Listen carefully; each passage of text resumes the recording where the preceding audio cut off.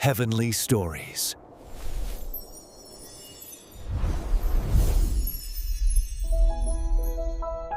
Two women stood before King Solomon, their faces etched with desperation. They lived in the same house, shared the same struggles, and now, they shared a tragedy. Both had given birth within days of each other, but one baby was dead, and the other was very much alive. The problem? Both claimed the living child as their own. No witnesses. No proof. Just two mothers, one baby, and a whole lot of heartbreak. The first woman, let's call her Anna, spoke up, her voice trembling but fierce. "My lord, this woman and I lived together. I had my baby first, and she had hers 3 days later. But her baby died in the night. She snuck into my room while I was sleeping, swapped her dead child for my living one, and now she's claiming my son." Anna's eyes burned with conviction, her hands clutching the air like she could hold her baby just by willing it. The second woman, we'll call her Miriam, jumped in, shaking her head. "No way, King Solomon. She's lying. That living baby is mine. Her child died, and now she's trying to steal my son to replace him." Her voice cracked, but she stood tall, pointing at Anna with accusation. The court was dead silent.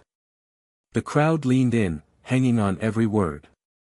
Two mothers, one baby, and no way to tell who was telling the truth. Solomon sat on his throne, his face calm but his mind racing. This wasn't just a dispute, it was a test. He was young, barely settled into his role as king, and the whole nation was watching to see if he'd live up to his reputation for wisdom. He leaned forward, his eyes scanning both women. "So, you both say the baby's yours. And there's no one to back up either story?" The women nodded, their gazes locked on him.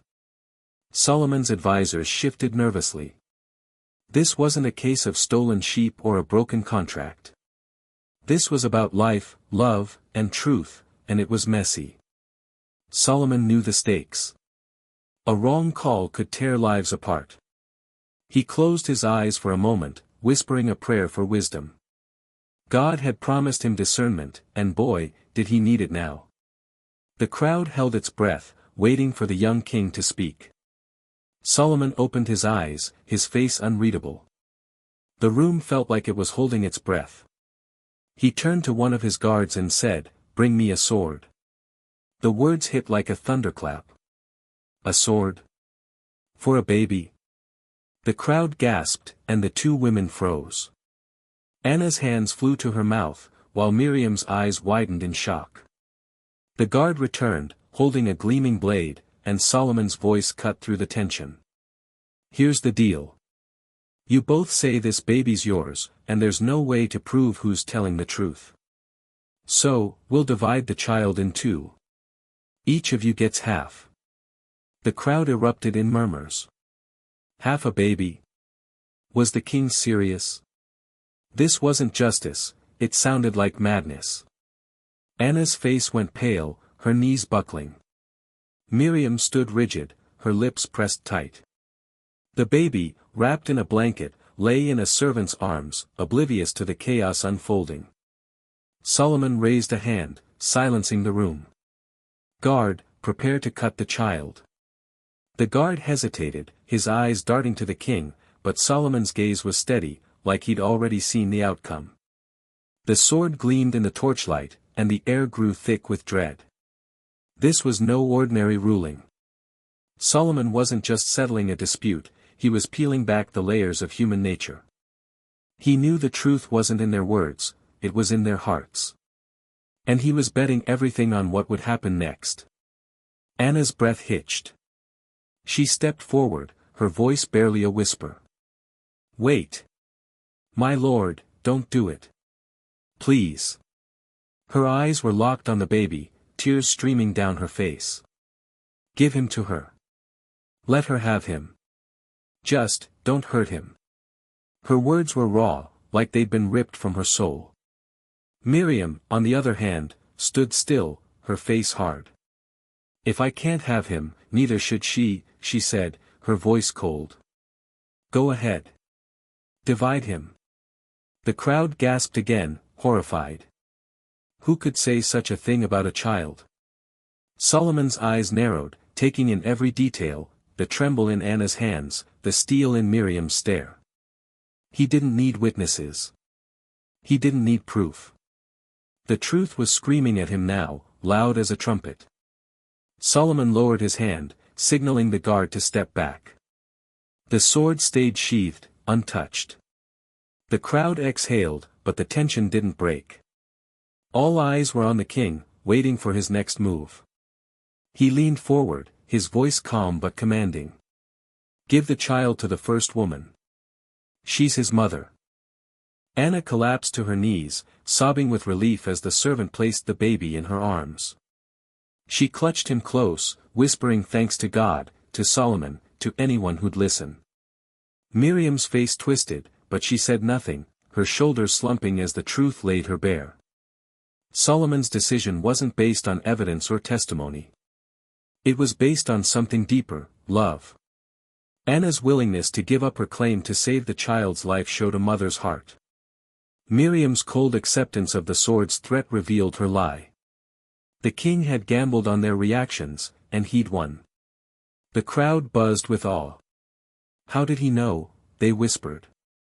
It's like he saw right through them. Solomon's advisors nodded, impressed but not surprised. This was the wisdom God had promised, a wisdom that didn't just solve problems but uncovered truth in the messiest of human conflicts. As Anna cradled her son, Solomon spoke again, his voice carrying over the crowd.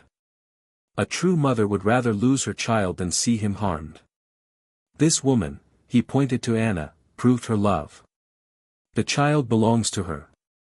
The ruling wasn't just about the baby. It was a message to everyone watching. Solomon's justice wasn't about splitting differences or playing fair. It was about truth, no matter how hard it was to find. Word of Solomon's judgment spread like wildfire. By sundown, people in Jerusalem's markets, taverns, and homes were talking about the young king who'd solved an impossible case. He didn't even need evidence, they marveled. He just knew. Solomon's wisdom wasn't just cleverness. It was a gift, straight from God. When he'd taken the throne, he hadn't asked for wealth or power. He'd asked for discernment to lead his people justly. And now, in a dusty courtroom with two desperate women, that gift was on full display. The case wasn't just a win for Anna. It was a win for Israel. The people saw a king who could cut through lies and find truth, not with swords but with insight. It gave them confidence. If Solomon could handle a case this tricky, what couldn't he do? But Solomon himself didn't bask in the praise. As the crowd dispersed, he sat quietly on his throne, reflecting. He knew the sword was never meant to be used, it was a tool to reveal the heart. He'd taken a risk, banking on the true mother's love to shine through. And it had worked. Still, he wondered about Miriam. What drove her to lie? Grief? Jealousy?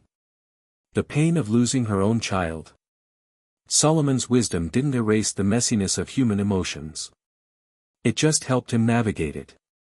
The story of Solomon's judgment didn't stay in Jerusalem. It traveled across borders, passed down through generations, until it became a legend. 3,000 years later, people still talk about the king who solved an impossible case with a single, shocking command. What made it stick? It wasn't just the drama of the sword. It was the truth it revealed: love sacrifices, while selfishness demands. Anna's willingness to let go proved her claim. Miriam's hardness betrayed her. Solomon didn't need a lie detector or DNA test, he used the one thing that never lies, a mother's heart. The story also showed Solomon's courage. He was young, untested, and facing a case that could have gone wrong in 100 ways. Yet he trusted his instincts, or rather, the wisdom God gave him. That trust turned a courtroom drama into a timeless lesson. For Israel, it was a turning point. Solomon's reign became known for justice, prosperity, and wisdom. People came from far and wide to hear him, to see the king who could unravel life's toughest knots. The Queen of Sheba herself would later visit, blown away by his insight. But the story's real power lies in its simplicity. 2 mothers. 1 baby. No witnesses. And 1 king, bold enough to make a call that shocked the world. Today, the Judgment of Solomon is more than a Bible story. It's a masterclass in human nature. Psychologists study it to understand maternal love. Lawyers point to it as a case study in creative problem solving. Even regular folk see it as a reminder, truth often hides in what we're willing to sacrifice. Solomon's trick with the sword wasn't about violence, it was about revelation. He knew the true mother would protect her child, even at her own expense. That kind of love doesn't lie. It's why the story still grabs us, 3 millennia later. We all want to believe truth can win, even when the odds seem impossible. For Solomon, it was just another day on the throne.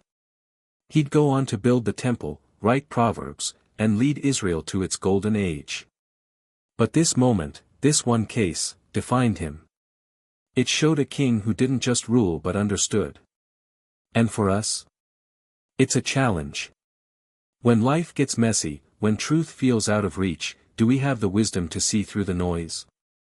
Do we have the courage to ask the hard questions, to trust the answers our hearts reveal? 2 mothers. 1 baby.